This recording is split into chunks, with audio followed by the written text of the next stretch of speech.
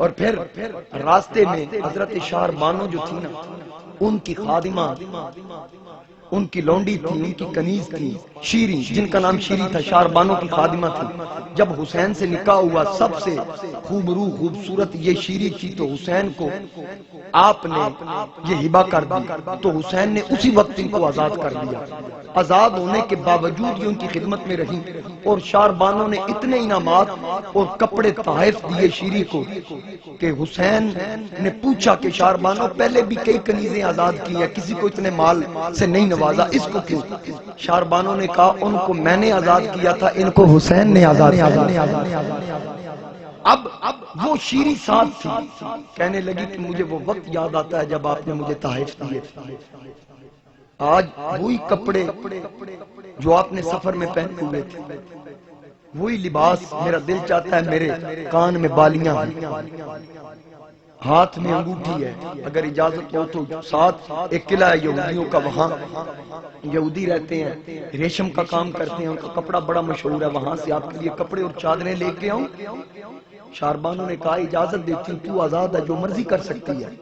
شیری گئی اس قلعے میں، قلعے کے سامنے دروازہ جو تھا، وہاں کا جو کوتوال تھا اس کا نام تھا عزیز بن ہارون، یہودی تھا۔ جب شیری دروازے پہ پہنچی، دستک دی نا، تو اس نے دروازہ کھول کے کہا اہلاً وسہلاً مرحبا السلام علیکہ یا شیری، خوش آمدید بھی کہا، نام بھی لیا، سلام بھی کیا۔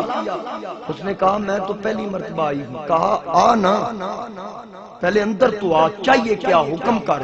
کہا مصطفیٰ کی آل ہے میرے ساتھ، میں ان کی نوکرانی ہوں، مجھے کچھ کپڑے چاہیے، یہ سونا لے لے۔ اس نے کہا سونا اپنے پاس رکھ، مجھے نبی کی آل کے پاس لے تو چاہ۔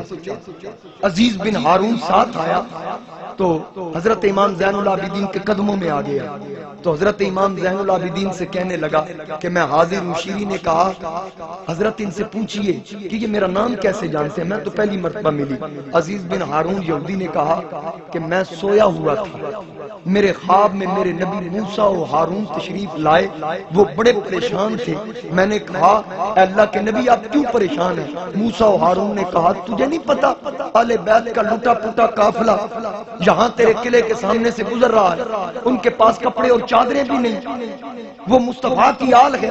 اور عزیز کہنے لگا میں نے نبی موسیٰ علیہ السلام سے پوچھا کہ محمد برحق ہے، تو موسیٰ نے کہا خدا کی قسم اگر اللہ مصطفیٰ کو نہ بناتا، موسیٰ کو بھی نہ بناتا، ہارون کو بھی نہ بناتا۔ جب برحق نبی اپنی آخرت سنوار۔